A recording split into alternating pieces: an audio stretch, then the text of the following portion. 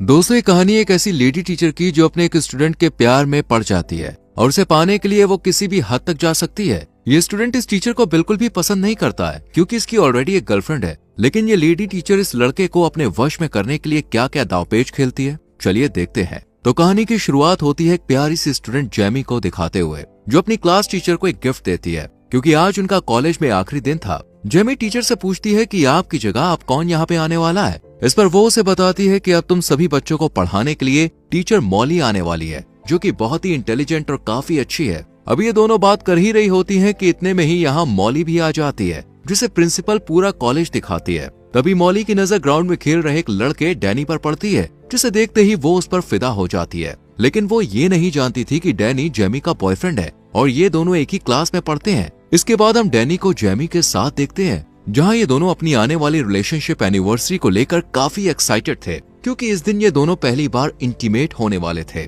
इसके बाद हम जेमी के डैड को देखते हैं, जो बस पूरा दिन घर में रहकर पबजी खेलते रहते हैं, जबकि जेमी की मॉम डबल शिफ्ट करके घर का पूरा खर्चा उठाती है, जिस वजह से जेमी के पेरेंट्स के बीच हमेशा से ही झगड़ा रहता है। जेमी को भी ये सब बिल्कुल अच्छा नहीं लगता, लेकिन वो अपने डैड से कुछ भी कह नहीं सकती थी। अगले दिन क्लास में मॉली अपने बारे में सभी स्टूडेंट्स को बताते हुए लगातार डैनी को ही देखती रहती है। साथ ही वो उसे क्लास खत्म होने के बाद एक्स्ट्रा क्लास लेने के लिए भी कहती है क्योंकि उसे डैनी पढ़ाई में काफी कमजोर लग रहा था। इस पर डैनी भी मॉली की बात मान जाता है और उससे एक्स्ट्रा क्लास लेने के लिए राजी हो जाता है। इसी दौरान मॉली उसे अपने पास बैठाती है और उससे कहती है कि अगर तुम्हें अच्छे कॉलेज में एडमिशन लेना है तो तुम्हें कल से ही क्लास लेना शुरू कर देना चाहिए। दरअसल ये सब मॉली की एक चाल थी। वो ये सब डैनी के करीब आने के लिए कर रही थी, लेकिन डैनी उसे कल की क्लास के लिए मना कर देता है क्योंकि कल उसकी और जेमी की रिलेशनशिप एनिवर्सरी थी। ये सब सुनकर मॉली को बिल्कुल भी अच्छा नहीं लगता। फिर जब डैनी यहाँ से जाने लगता है तभी मॉली उससे उसका फोन नंबर ले लेती है। अब घर आने के बाद भी मॉली का पूरा ध्यान डैनी पर ही होता है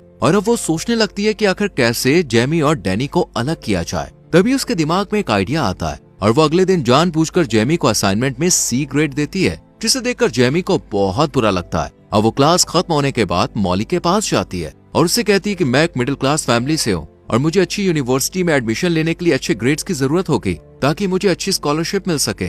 इस पर मॉली उसे कहती है कि अगर तुम्हें अच्छे ग्रेड्स चाहिए तो कल दोबारा इस असाइनमेंट को रेडी करके लेके आना, जिससे मैं तुम्हें अच्छे ग्रेड दे सकूं। ये सुनकर जेमी मॉली को अपनी एनिवर्सरी के बारे में बताती है, जो कि आज ही थी। तभी मॉली उससे पूछती है कि तुम्हारे लिए इन दोनों में से क्या जरूरी है, एनिवर्सरी मनाना या अच्छे ग्रेड हासिल करना। इस पर जेमी कोई जवाब नहीं देती और यहाँ से चली जाती है। इसके बाद वो डैनी से मिलती है और उसे सारी बात बताती है। साथ ही आज रात के लिए उससे माफी भी मांगती है क्योंकि उसे अच्छे ग्रेड लाने के लिए आज इस असाइनमेंट को पूरा करना था। लेकिन डैनी आज की रात उसके नजदीक आना चाहता था, इसलिए वो गुस्से में यहाँ से चला जाता है। थोड़ी देर बाद मॉली डैनी के पास आती है और उसे अपने साथ डिनर करने के लिए कहती है, जिसके लिए वो मान जाता है और दोनों एक रेस्टोरेंट में पहुंच जाते हैं, जहाँ मॉली डैनी से उसकी लव लाइफ के बारे में पूछती है। तब वो थोड़ा हिचकिचाते हुए उसे बताता है कि अभी तक जेमी और उसके बीच कुछ भी नहीं हुआ है क्योंकि जेमी अभी इन सब चीजों के लिए रेडी नहीं है। ये सुनकर मॉली समझ जाती है कि डैनी को आखिर क्या चाहिए, इसलिए वो उसके करीब आने की कोशिश करती है, लेकिन डैनी उस पर ज्यादा ध्यान नहीं देता है और अपने घर चला जाता है।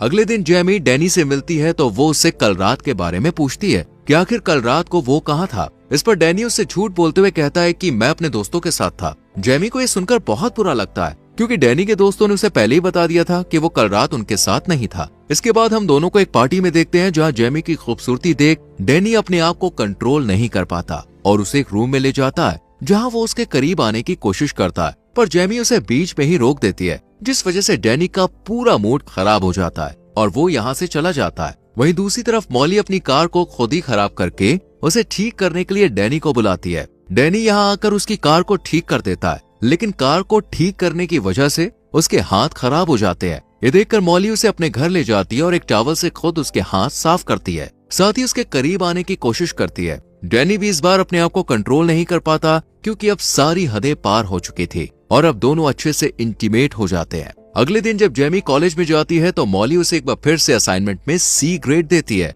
जिसे देखकर जेमी को समझ नहीं आता कि आखिर वो उसके साथ ऐसा क्यों कर रही है, जबकि उसने तो इस बार बहुत ही अच्छा असाइनमेंट रेडी किया था। इसी दौरान जेमी की नजर एक खाली क्लासरूम में पड़ती है, जहां मॉली और डैनी अकेले बैठे हुए थे। ये देखने के बाद जेमी को अब डैनी पर शक होने लगता है, इसलिए वो क्लास खत्म होने के बाद उसका पीछा करती है और देखती है कि डैनी मॉली के घर जा रहा है। और जैसे ही वो घर के अंदर चला जाता है, जेमी खिड़की की मदद से अंदर झांकने की कोशिश करती है जहाँ उसे मॉली और डैनी एक दूसरे को किस करते हुए दिखाई देते हैं। अब जेमी समझ चुकी थी कि डैनी उसे धोखा दे रहा है, इसलिए वो रोते हुए वहाँ से चली जाती है, लेकिन उसे जाते हुए डैनी देख लेता है और उसके पीछे जाने लगता है। हालांकि मॉली उसे रोकने की कोशिश करती है, लेकिन वो नहीं रुकता और जेमी के पास पहुंचकर उससे माफी मांगने लगता है। साथ ही अगली बार ऐसा कुछ न करने का वादा भी करता है। ये सुनकर जेमी भी उसे माफ कर देती है, जिसके बाद रात में डैनी के पास मॉली का मैसेज आता है, लेकिन वो उसका रिप्लाई नहीं करता और अगले दिन कॉलेज में भी उसे पूरी तरह से इग्नोर करता है। खुद को इग्नोर होता देख मॉली अब काफी परेशान हो जाती है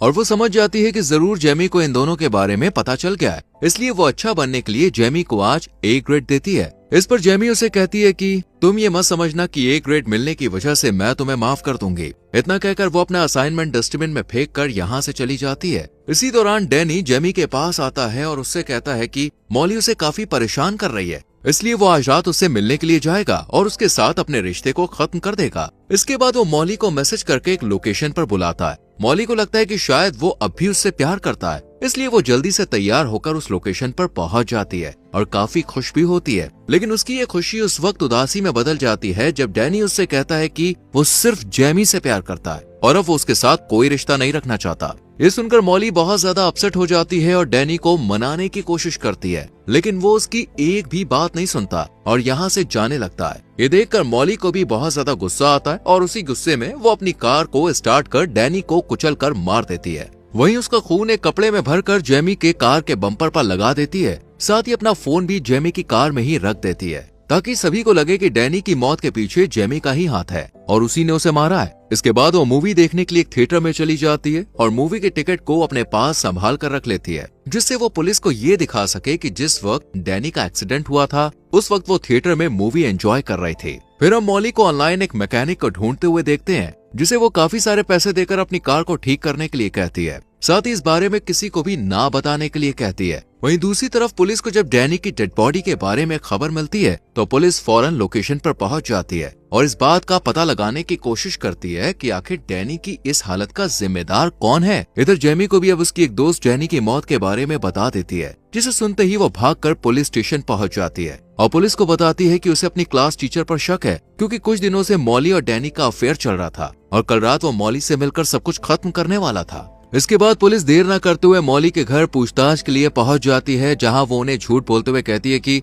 हमारे बीच ऐसा कभी कुछ हुआ ही नहीं था, डैनी को मैं सिर्फ एक अच्छा स्टूडेंट समझती थी। साथ ही वो पुलिस को मूवी की टिकट भी दिखाती है और अपने चोरी हुए फोन के बारे में भी बताती है, जो कि असल में उसने खुद ही जेमी की कार में रखा था। मॉली की बात सुनने के बाद और टिकट देखने के बाद पुलिस को भी लगने लगता है कि शायद वो सब सच बोल रही है। इसके बाद पुलिस शक के आधार पर जेमी के घर तलाशी लेने के लिए जाती है और जब उसकी कार को चेक करती है तब उन्हें कार के बम्पर पर डैनी का खून लगा हुआ मिलता है। साथ ही उन्हें जेमी की कार से मॉली का फोन भी मिल जाता है, जिसमें डैनी से मिलने का मैसेज भी आया हुआ था। इन सभी सबूतों को देखते हुए पुलिस जेमी को अरेस्ट कर लेती है, लेकिन जेमी के पेरेंट्स उसे बेल पर रिलीज करवा लेते हैं। जेमी अपनी मॉम को बताती है कि उसे लगता है कि डैनी का खून किसी और ने नहीं बल्कि मॉली ने ही किया है। अब जेमी की मॉम मॉली के खिलाफ सबूत इकट्ठा करने की कोशिश करने लगती है ताकि वो जेमी के ऊपर से डैनी के खून का इल्जाम हटा सके। इसके लिए वो सबसे पहले कॉलेज जाती है और चुपचाप मॉली के बैग से उसकी कार की चाबी निकाल लेती है और फिर उसकी कार को चेक करती है और तभी उसे उस मैकेनिक के बारे में पता चलता है।